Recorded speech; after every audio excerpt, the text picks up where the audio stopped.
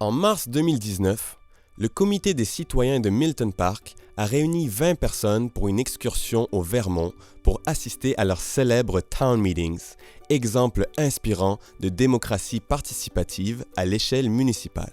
Effectivement, au Vermont, les Town Meetings se passent tous le même jour ou bien la veille, une fois par an à Town Meetings Day, la journée officielle des Town Meetings, généralement le premier mardi de mars.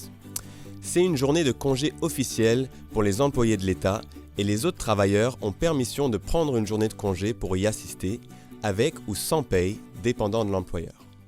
I'd like to know how that 25,000 is assessed there. Expliquer les raisons derrière les demandes budgétaires des gouvernements locaux est donc la principale activité de ces réunions communautaires annuelles.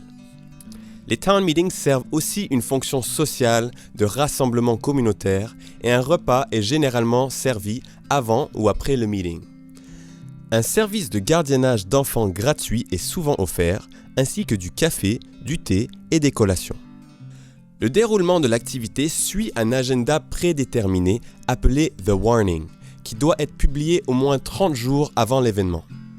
Il est développé par le conseil de ville et peut inclure des éléments que les électeurs auront soumis à l'avance ayant suivi une certaine procédure.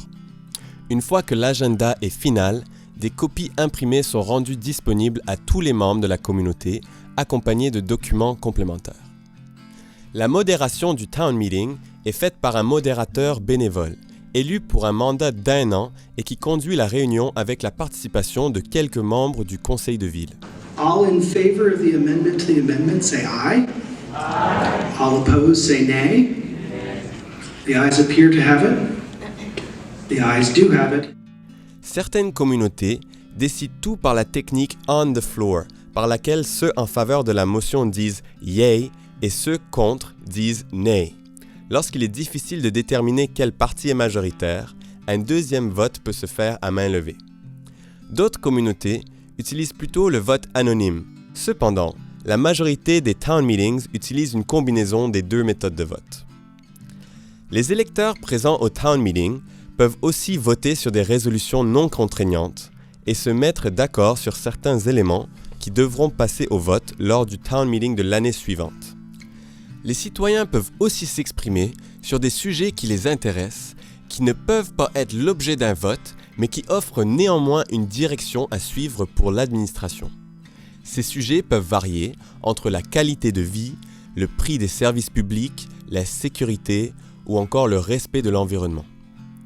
Les Town Meetings offrent aussi une opportunité pour faire des annonces, reconnaître la contribution de membres de la communauté, ainsi qu'à inviter les citoyens à certains événements et opportunités de bénévolat. Nous étions surpris de voir combien de temps était consacré à la révision des budgets. À certains des Town Meetings où nous étions, l'Assemblée a examiné en détail les sommes allouées au salaire des fonctionnaires, à la réparation des rues, aux nouvelles constructions, aux services de pompiers et de police, aux événements culturels, aux bibliothèques et aux dons faits aux groupes communautaires par exemple. Les citoyens ne se contentaient pas de valider le budget. Ils posaient beaucoup de questions et décidaient parfois d'augmenter ou de diminuer certains montants. C'est certainement différent de ce qu'on connaît au Québec, où les citoyens sont rarement invités ne serait-ce qu'à commenter sur les budgets municipaux. Nous étions en somme très impressionnés par la civilité des interactions. Même si le modérateur avait insisté sur les comportements à encourager en début de séance, on pouvait sentir que les personnes présentes étaient des voisins et que c'était important pour eux de bien s'entendre. Au Town Meeting de Huntington, le modérateur connaissait les noms de quasiment toutes les personnes qui se présentaient au micro et il n'a jamais montré de signe d'impatience, même lorsque l'Assemblée prenait longtemps à se mettre d'accord sur des questions de formulation de phrases. Nous quittions le Vermont très inspirés et la route de retour vers Montréal fut riche en partage d'idées pour l'organisation d'une assemblée citoyenne pour le plateau Mont-Royal.